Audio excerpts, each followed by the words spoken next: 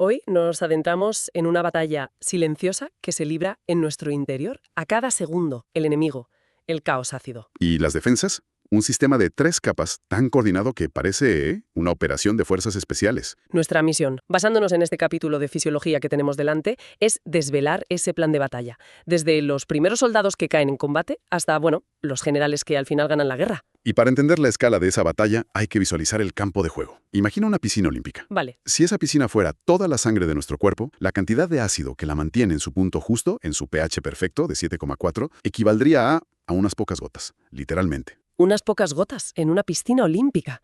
Eso es una precisión alucinante. Y el margen de error es mínimo, ¿verdad? El texto habla de que la vida solo es posible entre un pH de 6,8 y 8,0. Poquísimo margen. Si te desvías un poco de ese 7,4, todo empieza a fallar. La pregunta entonces es obvia. ¿Por qué es tan vital esta precisión casi demencial y cómo demonios lo consigue el cuerpo?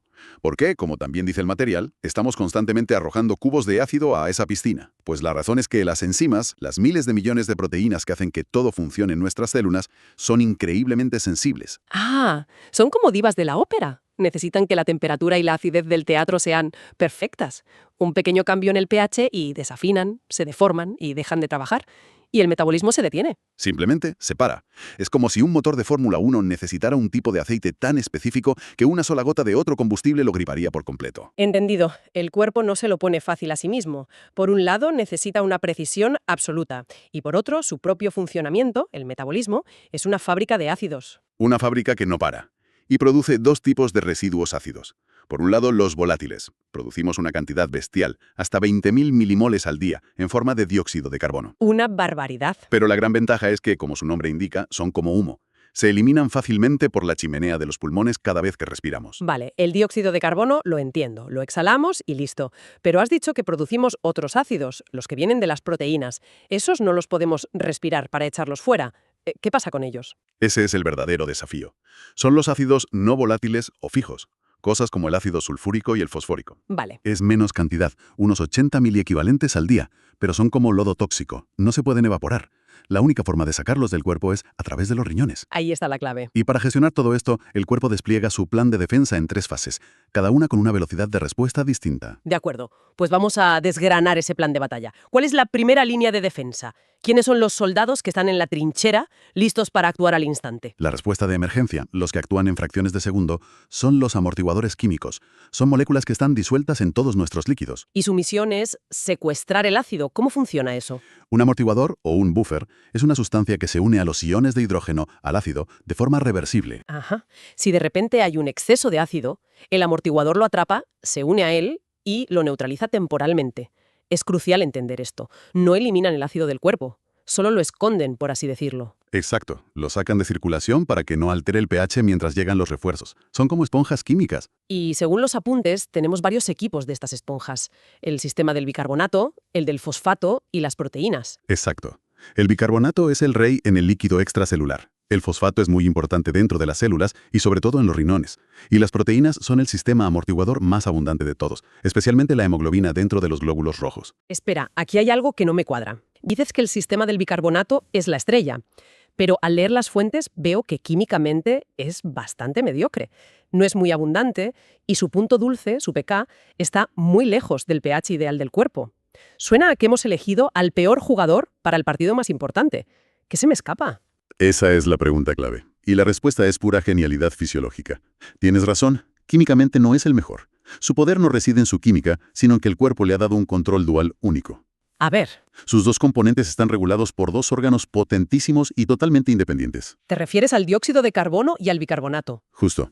El dióxido de carbono, que es el componente ácido, está bajo el control absoluto y rapidísimo de los pulmones. ¿Vale? Y el bicarbonato, que es el componente básico, está finamente regulado por los riñones. Y aquí está la magia. ¿Qué es lo que se pierde en la famosa ecuación de Henderson-Hasselbalch? El pH no depende de cuánto tengas de cada uno en términos absolutos, sino de la proporción entre ellos. Ah, claro. Entonces el truco no es la potencia del bicarbonato en sí, sino que el cuerpo lo ha convertido en el mando distancia del pH, con 2 botones gigantes, pulmones y riñones. Esa es una forma perfecta de verlo. Es un sistema de control, más que un simple amortiguador químico. Y todos los demás sistemas, el fosfato, las proteínas, están conectados a él. ¿Cómo que conectados? Por lo que se llama el principio isohídrico. Es como si tuvieras varios termostatos en una misma habitación. Aunque son aparatos distintos, todos reaccionan a la misma temperatura. Aquí pasa igual. Todos los sistemas leen el mismo nivel de acidez y reaccionan a la vez, como una orquesta perfectamente sincronizada. Eso es. Esponjas se saturan. ¿Quién llega después al rescate? La caballería. La respuesta rápida que llega en minutos, el sistema respiratorio. ¿Y cómo entra en juego? Es un bucle de retroalimentación negativa elegantísimo. En cuanto la sangre se acidifica un poco, los sensores del cerebro lo detectan y dan la orden al centro respiratorio. La respuesta es automática. Empezamos a respirar más rápido y más profundo. La hiperventilación, como en un ataque de pánico. Exactamente. ¿Eso era mi cuerpo intentando desesperadamente regular su pH? Exactamente ese mecanismo. Al hiperventilar, expulsas CO2 a toda velocidad. Y como el CO2 en la sangre actúa como un ácido, pues al eliminarlo estás literalmente exhalando ácido. Y el pH sube. El pH empieza a subir de nuevo hacia la normalidad. Es un sistema muy potente, puede corregir entre el 50 y el 75% del problema en muy poco tiempo. Pero tiene un límite, ¿no? Solo puede eliminar el ácido volátil, el CO2. ¿Qué pasa con el lodo tóxico del que hablabas antes? Ahí está su limitación. Los pulmones no pueden hacer nada contra el ácido sulfúrico.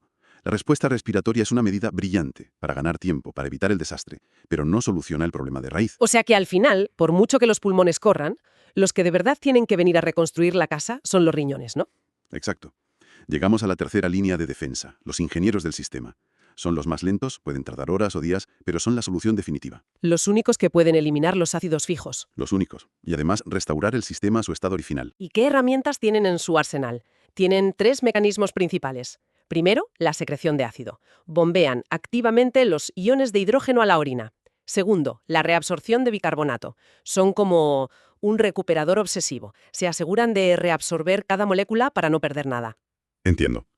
Y tercero, y esto es casi mágico, la generación de nuevo bicarbonato. Espera, generación de nuevo bicarbonato, eso suena a un superpoder. O sea, no se limita a reciclar, sino que lo fabrica de la nada. Prácticamente.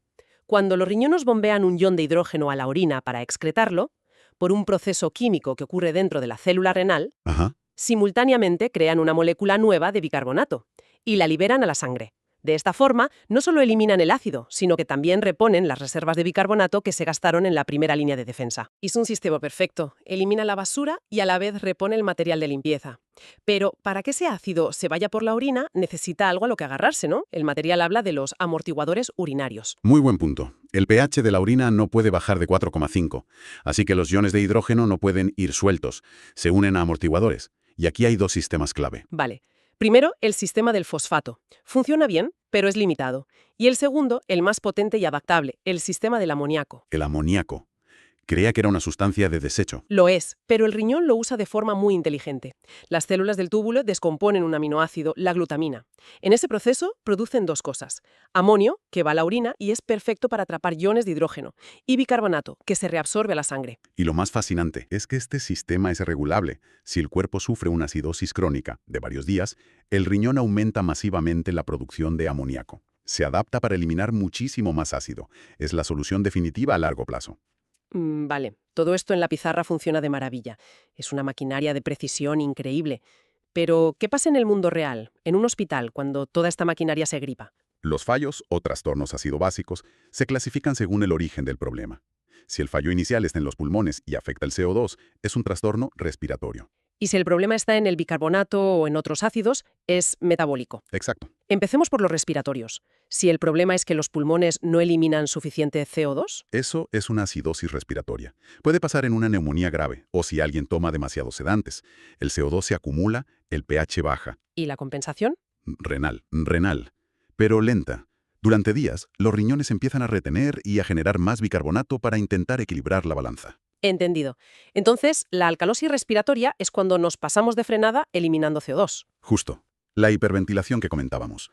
Por un ataque de ansiedad o por subir a gran altitud, se elimina demasiado CO2. La sangre se vuelve alcalina. Y la compensación, de nuevo, renal. Pero esta vez tirando bicarbonato por la orina. Eso es. Vale, pasemos a los metabólicos. Cuando el lío está en el otro lado, en el bicarbonato.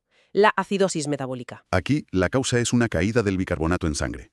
Puede ser porque lo pierdes, como en una diarrea fuerte, Claro. o porque se gasta intentando neutralizar un exceso de ácidos.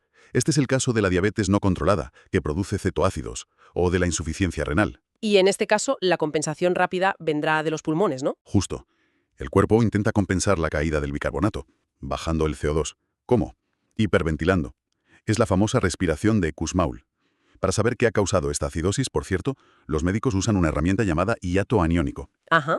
que, bueno, básicamente ayuda a descubrir si la causa es la pérdida de bicarbonato o la aparición de un ácido oculto que lo está consumiendo. Y nos queda el último escenario, la alcalosis metabólica. Aquí el problema es que hay demasiado bicarbonato. La causa clásica es perder mucho ácido del estómago por vómitos, o por un exceso de una hormona, la aldosterona. Y la compensación, imagino, es respiratoria. La que te imaginas.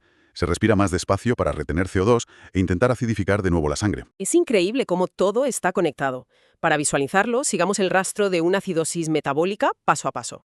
Imaginemos que el cuerpo, por una diabetes, empiece a producir un montón de cetoácidos. Perfecto. En el instante cero, en cuanto aparece el primer cetoácido, actúa la primera línea de defensa. Las moléculas de bicarbonato, las esponjas, se unen a él. Impacto absorbido. El pH apenas se mueve, pero las reservas de bicarbonato empiezan a consumirse a toda velocidad. Pero el ataque continúa. Siguiente paso. En cuestión de minutos, ese pequeño cambio de pH es detectado por el cerebro. Se da la orden, hiperventilar. La persona empieza a respirar más rápido. El CO2 en sangre cae en picado, compensando parcialmente. Es una tregua frágil. Y aquí es cuando los generales, los riñones, activan el plan definitivo. Ahora sí, durante las siguientes horas y días, los riñones entran en modo de máxima emergencia. Primero, cierran las compuertas, reabsorben todo el bicarbonato.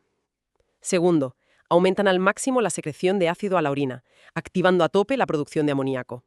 Y tercero, lo que gana la guerra. Y tercero, por cada molécula de ácido que expulsan, generan una nueva molécula de bicarbonato y la envían de vuelta a la sangre. De modo que no solo eliminan al enemigo, sino que también reconstruyen las defensas que se perdieron en la primera batalla. Precisamente, este proceso continúa sin descanso hasta que la producción de cetoácido se detiene y las reservas de bicarbonato se han repuesto. El sistema vuelve a su equilibrio perfecto. Es realmente un sistema de defensa multicapa, increíblemente elegante.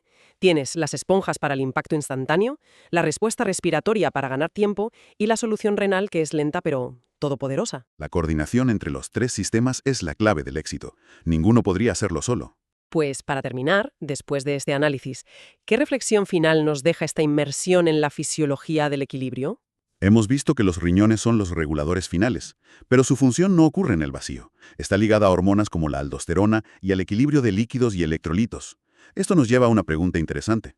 A ver, ¿Hasta qué punto nuestras decisiones diarias sobre la dieta, la ingesta de sal o la hidratación, que influyen directamente en esas hormonas, podrían estar afectando de forma sutil pero crónica la capacidad de nuestro cuerpo para gestionar su carga ácida diaria? Es una reflexión sobre cómo nuestro estilo de vida puede estar imponiendo un trabajo extra, silencioso pero constante, a este sistema de equilibrio tan vital.